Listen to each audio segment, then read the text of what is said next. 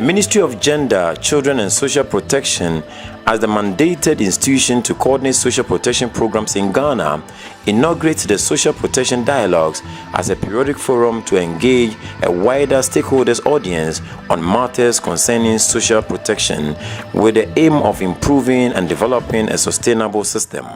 Ladies and gentlemen, we've come to the most, or one of the most important parts of the program. It's a discussion. And this is the way it's going to go. We have 5 eminent persons going to come up here. I'm supposed to engage them. So I'll ask each one of them a very simple, straightforward question, which they'll answer in 2 or 3 minutes or less, and then I'll throw them to the wolves. The wolves being your good selves, so that you can ask them questions. So with pleasure, I want to invite, first of all, Mr. Robert Austin, National Coordinator, Ghana Social Opportunities Project.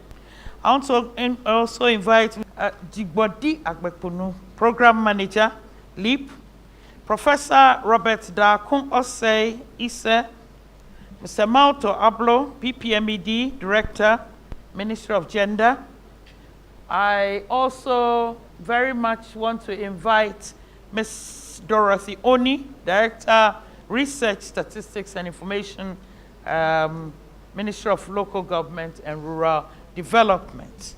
And give them a warm, happy round of applause. Then I invite Estofe Abwaje to make a precarious journey for the vulnerable up these stairs to sit by them.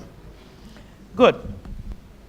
LIPW, especially for the small air dams and the road sub-projects, painfully lasts rather short periods.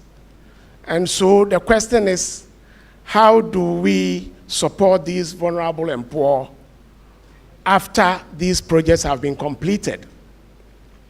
Thankfully, we are doing a number of pilots of complementary income generation schemes where we are targeting LIPW beneficiaries who ISA has confirmed are all extremely poor, as well as LEAP beneficiaries. And as Ladi just said, we engage them, train them to carry out basket weaving or any micro-enterprise schemes. And so that is one of the key roles we believe we can help sustain the income levels that they gain from the LIPW. How do you see LEAP providing opportunities to bring on board other social protection initiatives so as to have a total effect on the beneficiary? As has been said so far, LEAP has gotten bigger and stronger. The big question is what next? I think what is next is these linkages. Currently, we have linkage with the National Health Insurance Scheme. So when you are a LEAP beneficiary, automatically you are registered onto the National Health Insurance Scheme free of charge. And this is nationwide. There are other linkages like the beneficiary who spoke. They benefit from what we call the Japanese Social Development Fund, and they are trained to do basket weaving and other productive, inclusive works, which they sell and earn money. But that is only in the Upper East region. Now, what we want to do as far as this linkage is concerned is to institutionalize it and also make it nation-wide. We have heard these critical lessons from social protection. How do we leverage these lessons for the effective delivery of the mandate of the ministry? What is the way forward? Thank you. I think the most important thing that we need to focus attention on now is to institutionalize monitoring and evaluation. The good stories we've heard today is a result from monitoring evaluation. It's the monitoring evaluation that has told us the story how all these programs are performing. School feeding exercise book and then NHIS have all have the individual M&E systems. What we need to do now is to operationalize the high-level, policy-level M&E. Your ministry is the fulcrum for activities that touch on the lives of the people. What are you going to do? Thank you very much, Auntie Esther. I must say this is a very important meeting, more so when we just celebrated on Friday the 2016 African Statistics Day. And the importance of statistics was made known to us, and Ghana Statistical Service presented a report on how ministry departments and agencies and metropolitan, municipal and district assemblies use statistics. So this is a very, very important meeting coming just the first week after that. There are a lot of people now fighting for facilities which are limited and resources. So we need to also target interventions and programs that would help us reduce migration. And with the presentation on the return and the out migration, we can see that as an opportunity to mainstream in all our programs so that we can see how even the Kayaye situation from the north to the southern part can be curbed. So, Prof, I want to ask you a question about methodology and learning. And what are the lessons learned for conducting impact assessments, particularly for social protection? What have we learned? How do we get that rigorous evidence that we need to support and justify social protection? Lessons learned in terms of the impact assessment. Well, I guess that a key point that one has to make is the fact that one, the impact assessment, if you want to do them properly, is never easy. Financially, they are quite expensive, but also technically, there is always a bit of a conflict on issues of ethics, which the chairman raised at the beginning, which you need to think about, and indeed we do factor into our thinking. Thank you. It's expensive, it's technically challenging, needs ethical clarity, and we must learn to combine both quantitative and qualitative approaches. A great place to open this up for input. Now let me stand. Who's going to go first? I'll take three. Angela, I suspected you'd be the first. Angela, number one, Honorable Chair of the Committee on Poverty Reduction in Parliament. I salute you, sir. Mr. Arthur, you are number two. The results seem to be great so far. I have a very simple question. Whether there's any GOG funding in this? If there is, what's the percentage as against donor funding? If there isn't, what are we going to do when the donors go home? Thank you very much. First of all, let me congratulate the ministry and yourself, Madam Ofe, because of the excessive work that you have done for them.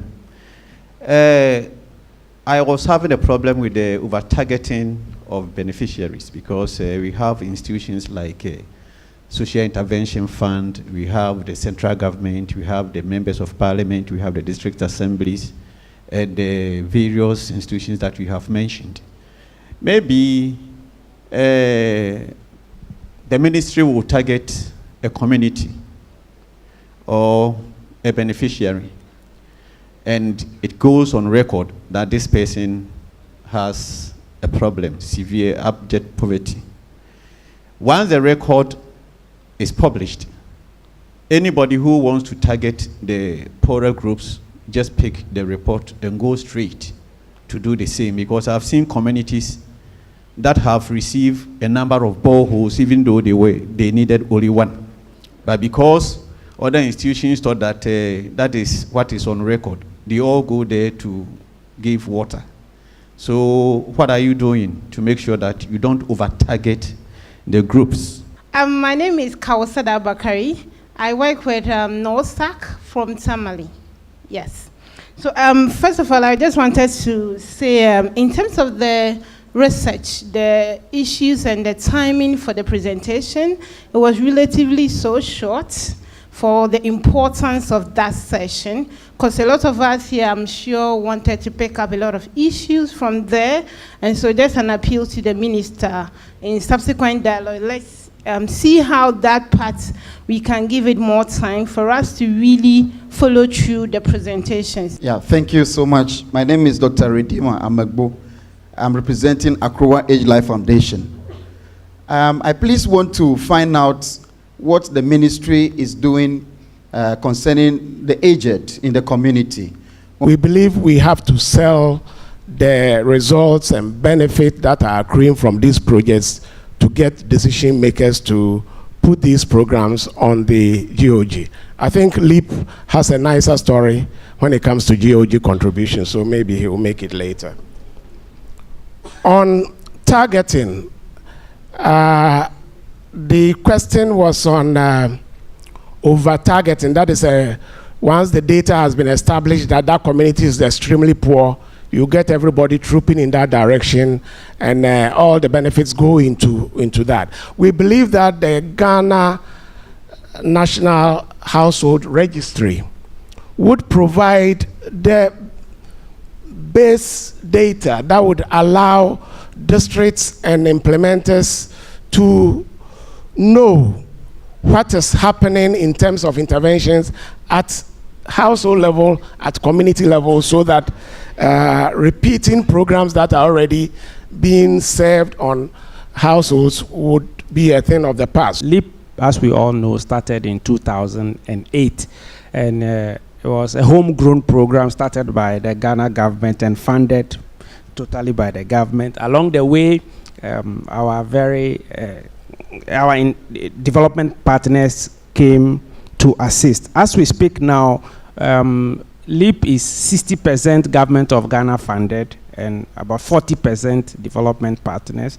But when it comes to the grant payment, that is the whole LEAP as a program. But when you come specifically to the grant payment, it's 50% Ghana government and 50% development partners, and there are plans. There are plans of sustainability. We are trying to put together a sustainability plan where, in terms of the grant, government will scale up its contribution much more above the 50%, whilst the development partners reduce gradually until we are wean off. So there are plans in that direction as well.